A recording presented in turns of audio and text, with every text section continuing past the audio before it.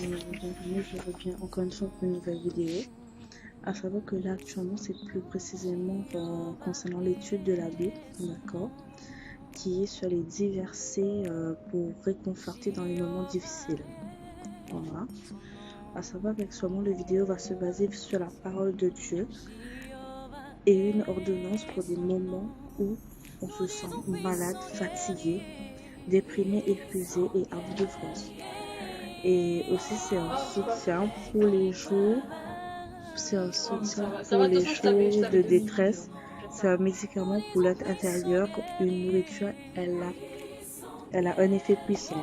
C'est-à-dire, quand je vous dis un effet puissant, c'est pour encourager et aussi pour fortifier au niveau de l'âme, au niveau de la force que vous devez avoir pour affronter les obstacles de la vie. Actuellement, aujourd'hui, la vidéo va tout simplement se consister. Je vais tout simplement vous lire les versets que moi j'ai recueillis, les versets que moi j'ai lus, voilà, quand j'ai eu ces moments-là plus précisément. Et actuellement, le premier c'est par rapport à Job 5, c'est-à-dire chapitre 5, verset 11. C'est ceux qui sont abaissés bien haut, ils les élèvent. Ceux qui sont affligés trouvent la délivrance. C'est-à-dire que même si des fois vous trouvez au quotidien et tout, à savoir qu'il y a toujours un Dieu de sagesse qui sera toujours là pour vous. Et deuxième, c'est par rapport à un psaume, c'est sur 27, chapitre 27, versets 13 et 14. Voilà.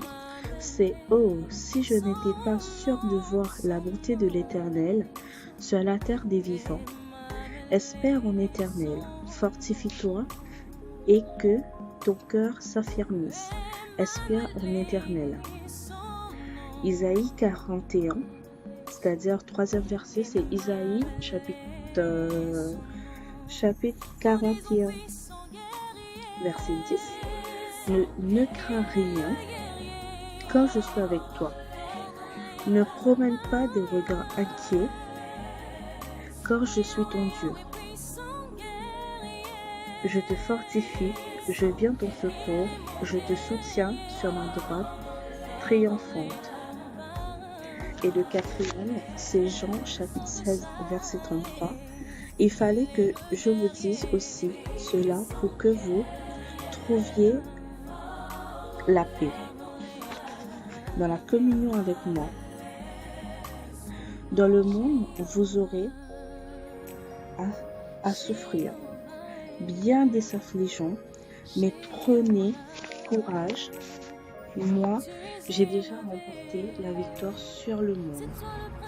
Et cinquième, c'est Romains, chapitre 8, verset 28. Nous savons du reste que toute chose concourt au bien de ceux qui aiment Dieu, de ceux qui sont appelés selon son dessein. Voilà, selon son dessein. C'est-à-dire que là, actuellement, peut-être que vous trouvez que vous avez des problèmes et tout, mais vous devez savoir que nous sommes créés à l'image de Dieu, à l'image du Créateur et tout, voilà. Et aussi, pendant ce moment de carême, il faudra bien mettre Dieu au milieu, parce que c'est à ce moment-là où peut-être que vous aurez plus d'épreuves de votre vie de tous les jours. Sixième, c'est Romains, chapitre 8, versets 37 à 39. Je vais vous le lire. Mais dans tous ces combats, ce qui nous a tant aimés est près de nous.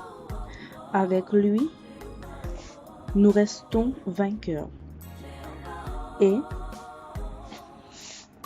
nous allions de victoire. Nous aurons la victoire. Ça, c'est ce qu'il dit, en victoire. Oui, j'en ai absolu l'intitude.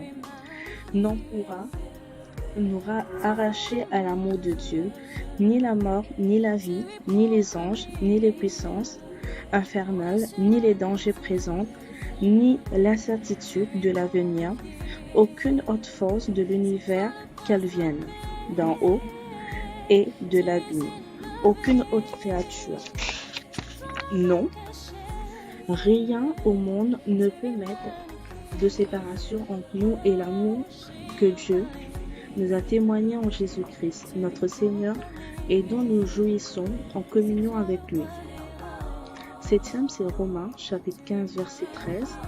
Que Dieu, l'auteur de l'espérance, vous comble de joie et de paix, à cause de votre confiance en lui.